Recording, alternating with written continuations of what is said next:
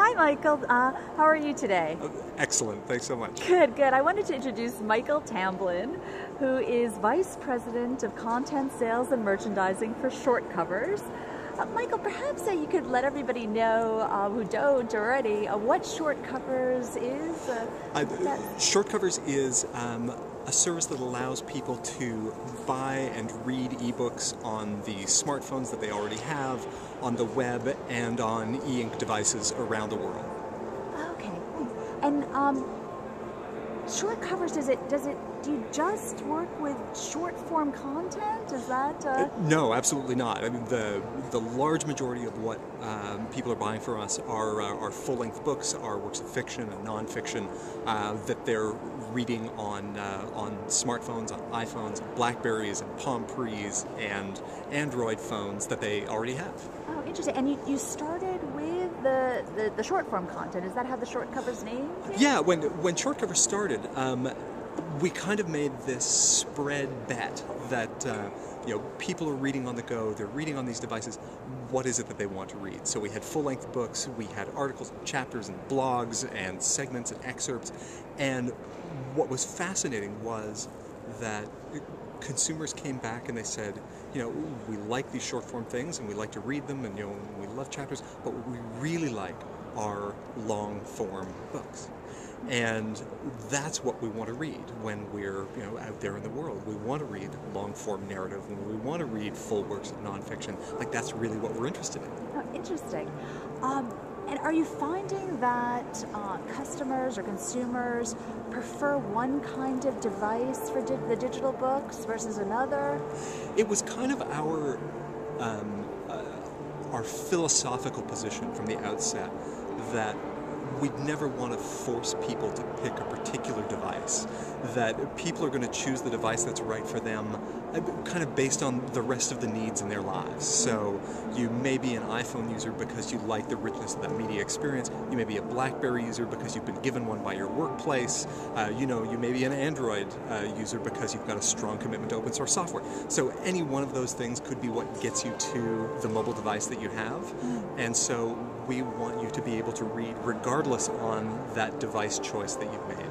And similarly, you may be interested in larger form e-ink devices. So we allow you to take content that you've bought on Short Covers and bring it down to a Sony Reader, to a Cooler, to another e-ink device that supports the Adobe Digital Editions platform. So we really want you to be able to kind of take your reading life with you wherever you go. Well, I guess and maybe you've already answered this question, but what your thoughts on DRM is? To a large degree, we leave the question of DRM to the publisher.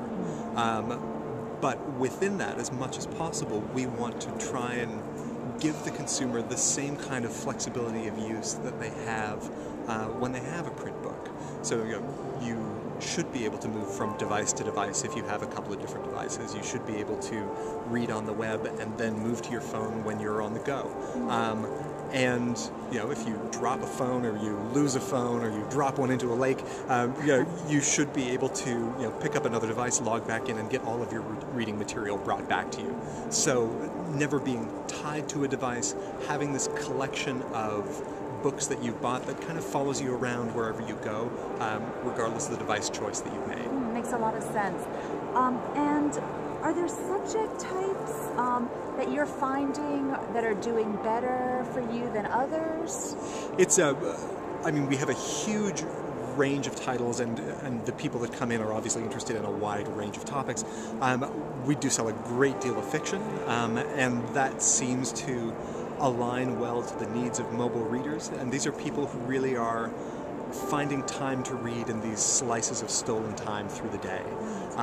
And so when they're there, a lot of them do want an escape, or they want a narrative, or they want a story, and that brings them into fiction. But then we also have hardcore non-fiction consumers who are all about biographies of history and works of political science.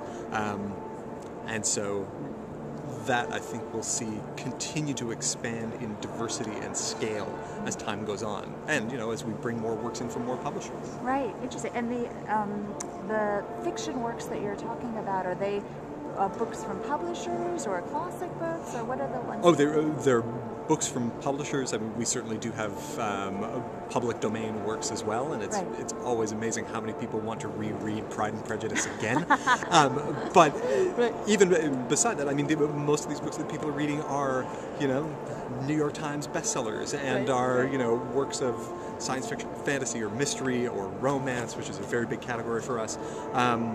Yeah, I mean, the things they want to read are generally the things that people want to read anyway. Right. Yeah. That's interesting. And in terms of the demographics of your customers, they tend to be skew more male, female?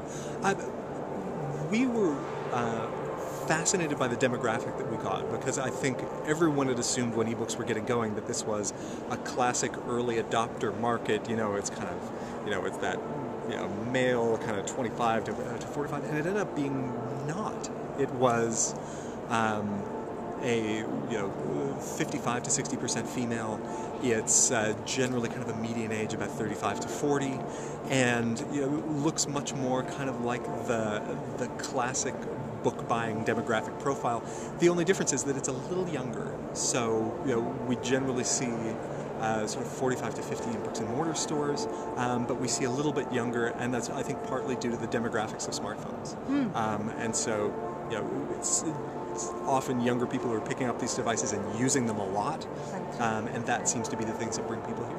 And so are smartphones, is that where people are mainly using them as portable devices versus laptops? Or well, 75% of our sales right now are through mobile devices. Really? And so when we had first been talking to publishers, and especially publishers that were very active in the digital space, they had said, well, expect 50-50 web versus mobile, 75% web, 25% mobile, and in fact, the absolute reverse was true. Once people have the app on their device, that tends to be the way that they're engaging with us, and that tends to be the way they keep engaging with us over time. Oh, it's interesting.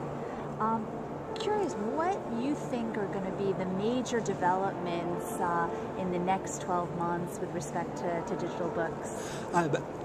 We're seeing it even now that the device market is exploding, and that's both in terms of converged devices, like iPhones and BlackBerries that can do lots of different things.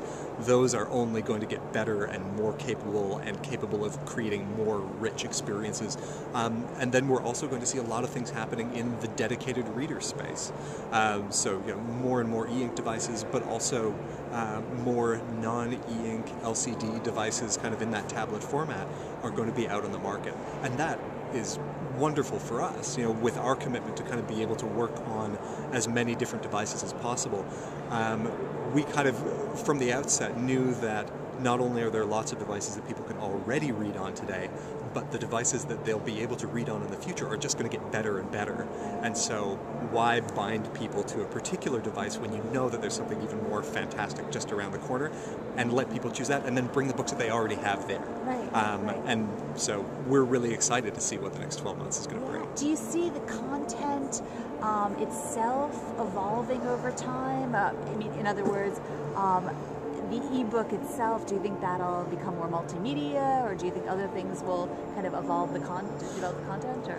There are some categories where the move to, what you call a richer or more multimedia experience could certainly take place. Children's books and illustrated sort of children's material, for example. Travel guides, where the integration of information and maps, and language samples and tutorials, like all of those things kind of come together really well.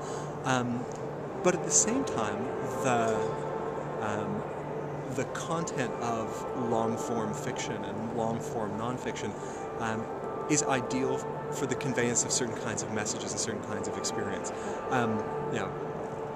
A multimedia experience of Pride and Prejudice isn't going to be any more impactful for you than the text itself. And what I find most interesting about the extent to which people are reading on, iPhones and BlackBerries, for example, is that these are devices that are capable of doing so many things. You can listen to music, and you can watch movies, and you can stream YouTube in, and yet people are choosing to take that time to read text and to read stories. One more quick question about pricing. Any thoughts on your pricing strategy, or how? We have pretty much followed the consumer to the extent that $9.99 is a price point to be reckoned with in the U.S. market. So our New York Times bestsellers are $9.99, just like everybody else, and we're certainly very interested in experimenting with pricing models that both work for the consumer and work for the publisher over the long term. But there certainly is a sense on the part of consumers that these are books that we can't lend. These are things that I can't resell used. They're, I can't stick them on the shelf. And so, each of those kind of takes a little bit off of the price that people are willing to pay. And that's kind of how we end up in that $10 range. So, kind of retailer pricing strategies aside, there is definitely a perception on the part of consumers that ebooks should be a little more affordable than what they see in the print world. And, we follow them there. This is great. Well, many thanks, Michael, for joining us today. Oh, thank you so much for having me. Best of luck with short covers. Thank you.